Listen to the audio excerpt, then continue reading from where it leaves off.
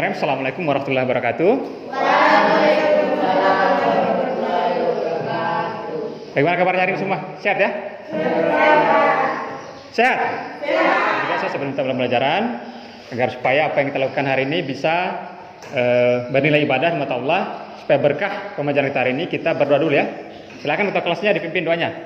Sebelum kita belajar, mari kita berdoa sesuai dengan masing-masing doa dimulai. Kita mulai. Kita bersama-sama menyanyikan lagu Indonesia Raya dulu ya. Silakan pimpin ketua kelasnya.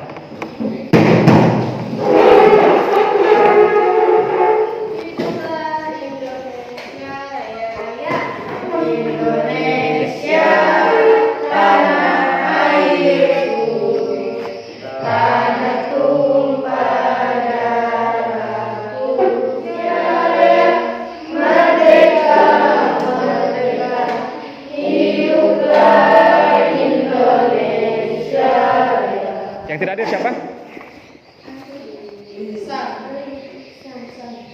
Siapa? Iksan. Kenapa tidak hadir? Sakit. Sakit apa? Sudah izin sama ketua kelas? Jenguk ya? Jenguk supaya ada semangatnya temannya biar cepat sembuh. Supaya nanti kita bisa sama-sama lagi ke sekolah ya. Kemarin ada tugas ya? Ada tugas. Silakan dikumpul dulu tugasnya. Kumpul secara kolektif ya, nggak usah satu-satu supaya tidak bergeser lagi mejanya. Kumpul. Pak Guru kan pernah bertanya terkait cita-citanya kalian.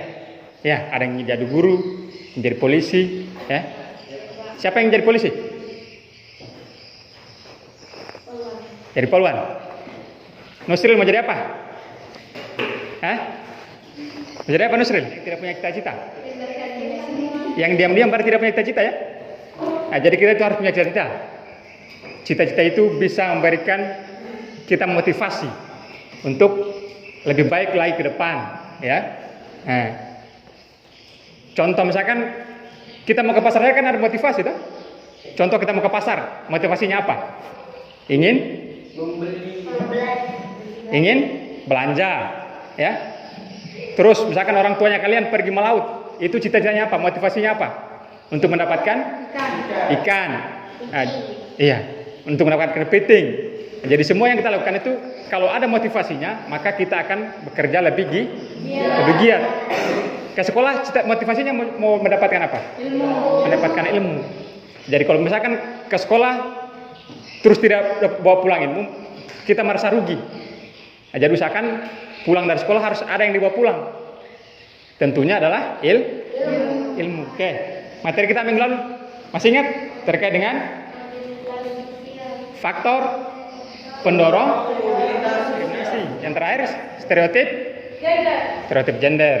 Oke. Itu faktor pendorong dan penghambat mobilitas sosial. Siapa di sini yang ada anggota keluarganya jadi polisi atau tentara? Ada ya? Jadi apa? Polisi.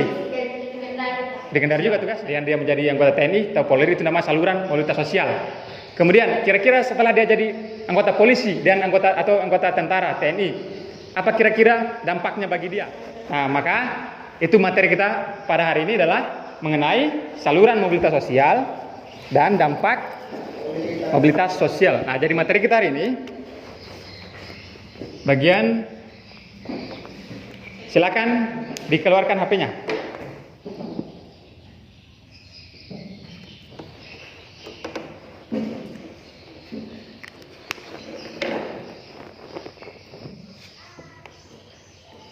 Sudah semua HP-nya? Nah, kita lihat tujuan pembelajaran. Tujuan pembelajaran kita hari ini mengidentifikasi saluran-saluran mobilitas sosial. Nah, yang kedua, menganalisis saluran-saluran mobilitas sosial yang ada di masyarakat dengan baik. Menganalisis saluran-saluran mobilitas sosial yang ada di masyarakat. Ketiga, kita materi pembelajaran kita hari ini masih diskusi ya, masih seperti minggu lalu. Teknik penilaiannya pun masih sama, ya.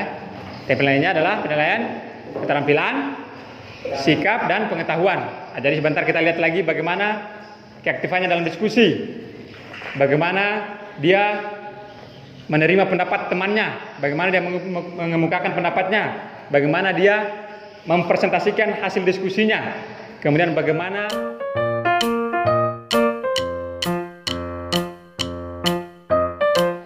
selanjutnya. Silakan disimak videonya yang ada di HP-nya di slide berikutnya. Silakan. Video terkait dengan saluran dan dampak mobilitas sosial. Nah, nanti setelah disimak videonya, nanti silakan dicatat informasi-informasi yang dianggap penting.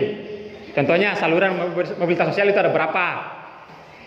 Kemudian apa saja dampak positif mobilitas sosial? Apa saja dampak negatif dari mobilitas sosial?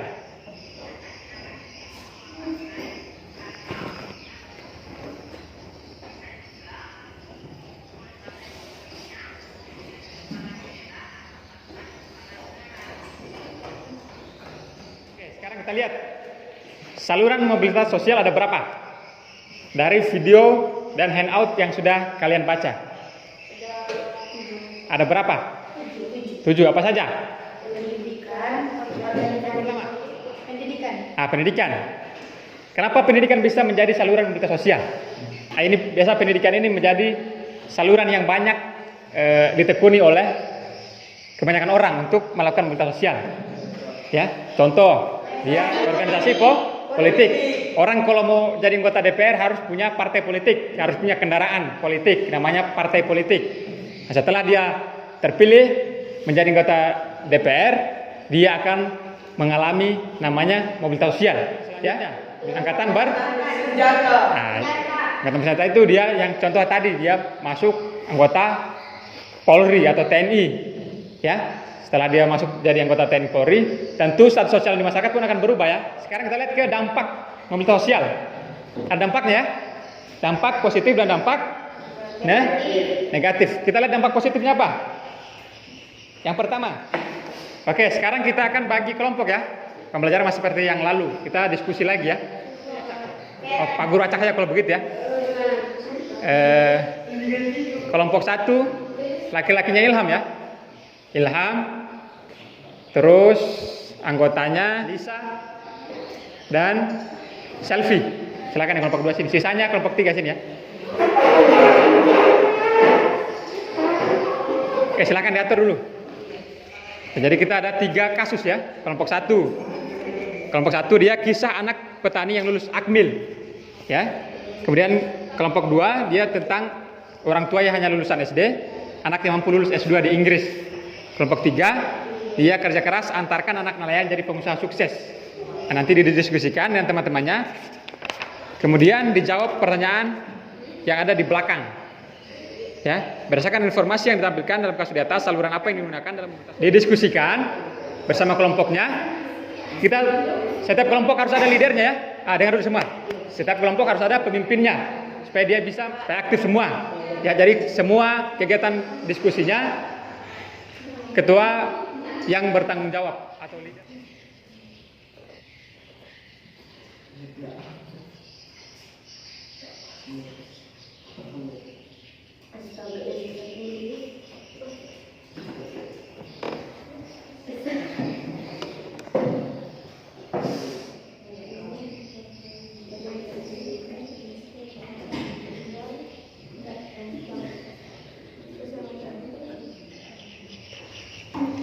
Nah, nanti setelah didiskusikan,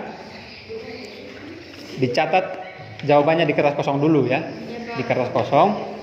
Kalau sudah disepakati itu jawabannya, maka itu dipindahkan ke LKPD-nya. Ya. Ketua kelompoknya tolong dikontrol teman-temannya ya, biar aktif semua, supaya nilainya bagus semua. Kelompok 2 ada masalah?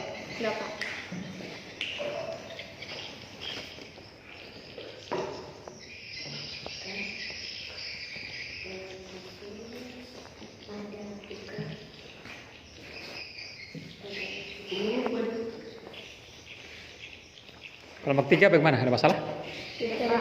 Bisa ya?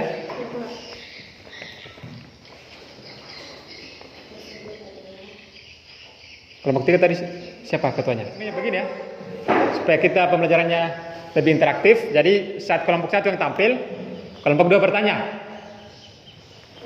Saat kelompok 2 tampil, kelompok 3 yang bertanya. Kalau kelompok 3 siapa yang kelompok 1 ya? Silakan kelompok 1 perwakilan.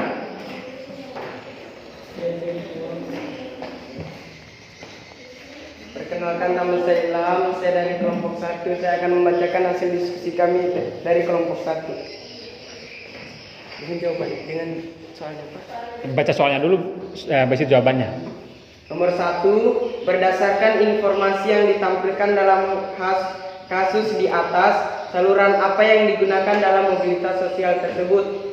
Menurut kelompok kami, saluran mobilitas sosial yang digunakan dalam kasus pada artikel tersebut adalah saluran angkatan bersenjata. Nomor 2, usaha apa yang dilakukan sehingga Ahmad bisa melakukan perubahan sosial vertikal naik? Usaha yang dilakukan Ahmad untuk mencapai perubahan sosial vertikal naik yaitu dengan bekerja keras dan pantang menyerah. Setelah dia gagal 1 kali masuk akademi militer, dia terus belajar dan ikut kursus untuk menggapai cita-citanya. Nomor 3, bagaimana saluran mobilitas sosial tersebut dapat mewujudkan terjadinya mobilitas sosial pada kehidupan Ahmad?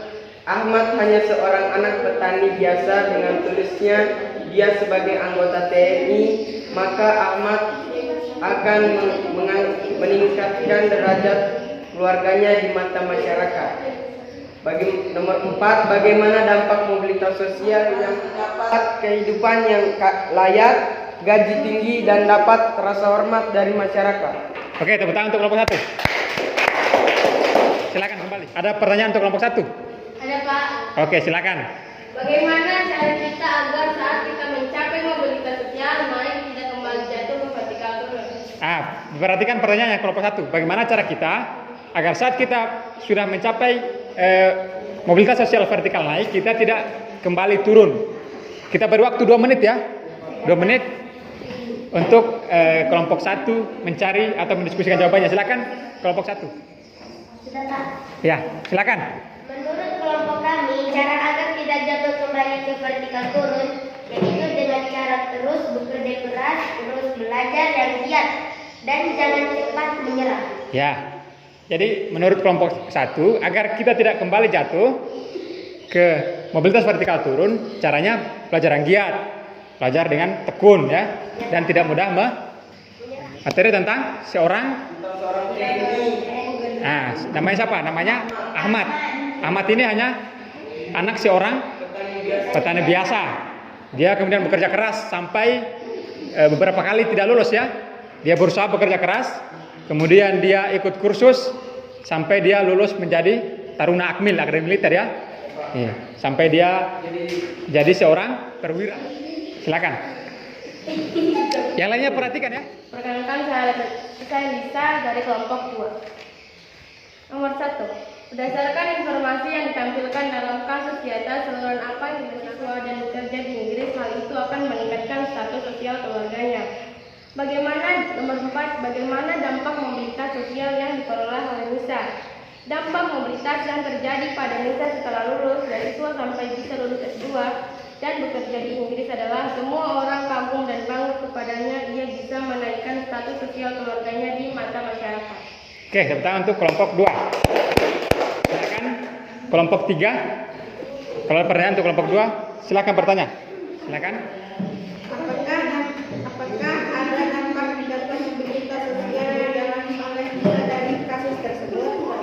Ya, kelompok 2. Nah, silakan pertanyaannya kelompok 3. Apakah ada dampak negatif yang didapatkan oleh Nisa? Kita beri waktu 2 menit ya. Silakan. Sudah kelompok 2? Sudah, oke, silakan. Kelompok 3 disimak ya. Jawaban dari kelompok 2. Apakah ada dampak negatif mobilitas sosial yang dialami oleh Nisa dari kasus tersebut? Menurut pada artikel yang kami baca, tidak ada dampak negatif dari mobilitas sosial yang dialami oleh Nisa. Yang ada hanya dampak positif saja. Itu ya. Nah, jadi Nisa tadi dia berasal dari keluarga apa? Keluarga sederhana ya, dari orang tuanya hanya lulusan SD ya. Dia pekerjaannya tukang ojek online. kemudian dia berusaha untuk mencari beasiswa LPDP sampai dia lulus S2 di Inggris. Nah, bahkan dia bekerja di sana ya sebagai konsultan. Selanjutnya kita beri kesempatan untuk kelompok 3. Silakan kelompok 3 perwakilan. Salam dulu ya, salam dulu perkenalan diri. Assalamualaikum warahmatullahi wabarakatuh. Waalaikumsalam warahmatullahi wabarakatuh.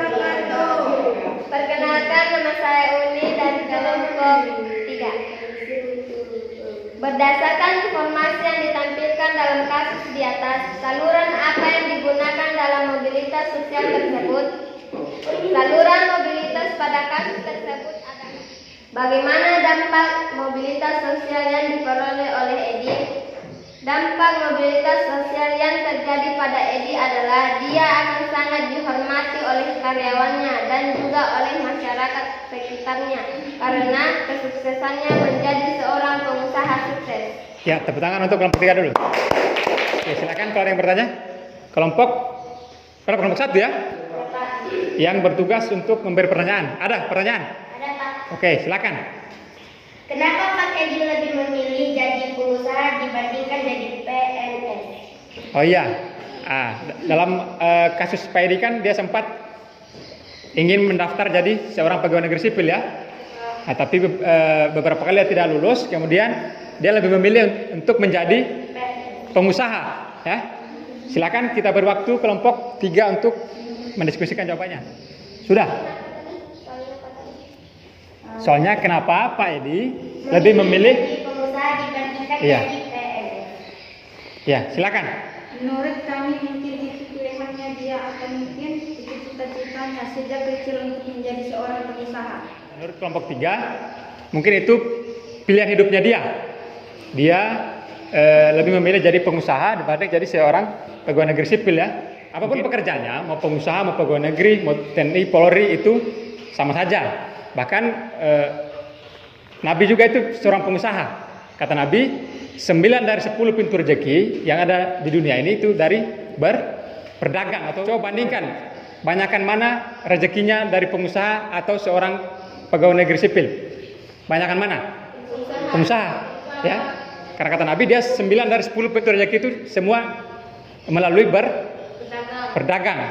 Nah, 9, satunya kita bagi-bagi. Ada jadi presiden, jadi menteri, kemudian jadi polisi, jadi bupati, jadi gubernur, dari camat, jadi lurah, jadi kepala desa. Itu mereka ambil satu. 9-nya diambil oleh pengusaha atau pedagang. Nah, bahkan Nabi sendiri juga seorang pedagang. Nah, jadi apapun pekerjaannya, selama itu kita tekun, kita rajin, tentu itu akan menjadi nilai positif juga untuk diri kita. Ya, tentunya kalau ingin jadi pengusaha atau pedagang, jadilah pedagang yang beretika. Ya, jangan bermain curang. Ya, harus jujur. Sudah semua. Jadi, oke, kita beri aplaus dulu untuk kelompok 1, 2, dan 3. Sebelum kita ke penutup, kalau ada yang belum mengerti silakan bertanya. Silakan. Ya, silakan Lisa. Bisa dijelaskan lagi contoh saluran mobilitas sosial yang perkawinan? Contoh saluran mobilitas sosial yang perkawinan. Contohnya begini. Misalkan dia dari rakyat biasa, kemudian dia menikah dengan orang yang status sosialnya lebih tinggi, maka dia otomatis akan ikut juga naik status sosialnya. Contoh misalkan tahu Pangeran William, cucunya Ratu Elizabeth II yang baru-baru kemarin meninggal kan? Nah, dia kan istrinya kan orang biasa. Namanya itu Kate Middleton. Nah, istrinya orang biasa, setelah menikah dengan Pangeran William, otomatis dia juga akan terangkat status sosialnya ya. Itu ya, Lisa ya. Ada lagi yang bertanya? Silakan. Silakan Ilham. Tadi kan dampak mobilitas sosial ada dampak positif dan dampak negatif. Ya. Apakah kita bisa menghindari dampak negatifnya, Pak? Oh iya, apakah bisa kita menghindari dampak negatif dari mobilitas sosial? Ada yang bisa? Bagaimana cara kita menghindari dampak negatif dari mobilitas sosial? Dampak negatif kan tadi ada terjadinya konflik, kemudian gangguan psikologis ya. Contoh misalkan yang terjadi konflik. Bagaimana kita menghindari terjadi konflik? Ya tentu dengan adanya toleransi entah itu antar suku, antar umat beragama, itu untuk menghindari terjadinya konflik, ya. Usahakan kita hindari itu. Kalaupun nanti status sosialnya kita sudah tinggi, jangan bersikap sombong sama orang-orang yang berada di bawah. Nah, itu cara menghindari terjadinya konflik, ya. Kemudian misalkan untuk menghindari terganggunya psikologis, contoh tadi ada orang mencalon anggota DPR, setelah gagal dia sampai gila, bahkan sampai ada yang bunuh diri. Karena apa? Kurangnya imannya dia. Maka untuk menghindari itu kita lebih mendekatkan diri lagi kepada Allah, ya.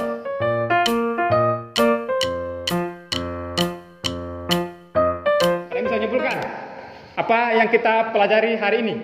Ada saluran mobilitas sosial dan Pendidikan. saluran mobilitas sosial. Ada apa saja? Pendidikan. Ya, saluran pendidikan. Kemudian organisasi ekonomi. Kemudian Lembaga keagamaan. lembaga keagamaan, politik, angkatan bersenjata. Ternyata kita punya banyak saluran untuk kita menaikkan status sosial kita di masyarakat, ya. Ada saluran melalui angkatan bersenjata, ada saluran politik, saluran ekonomi, profesi, ya. Itu banyak saluran yang bisa kita tempuh supaya kita bisa meningkatkan derajat kita bisa meningkatkan status sosial kita di masyarakat. Tentunya kuncinya seperti yang dijelaskan oleh kelompok 1 tadi, kuncinya adalah apa? Kerja keras. Apalagi tidak mudah menyerah. Kemudian kata kelompok 1 tadi, bagaimana cara kita supaya kita saat sudah berada pada posisi mobilitas sosial naik supaya tidak kembali turun, ya tidak boleh mudah menyerah. Harus tetap bekerja keras, ya. Harus konsisten. Kemudian tidak boleh sombong, ya. Misalkan sudah jadi dalam lingkup sekolah, misalkan jadi ketua OSIS.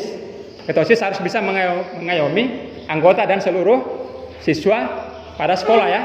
Jangan sombong. Ya, kecil apapun itu, selama kita jadi pemimpin, kita harus jadi pemimpin yang amanah. Ya, kita harus jadi pemimpin yang adil. Ya. Paham, ya? Jadi itu. Kemudian ternyata mobilitas sosial juga punya dampak bagi kehidupan kita. Dampaknya ada yang dampak positif dan ada yang berdampak negatif. Nah, jadi kita harus bisa kita pembelajaran hari ini bagaimana menurut kalian? Menyenangkan atau tidak? Ada yang bosan? Tidak. Ada yang mengantuk? Tidak, Pak.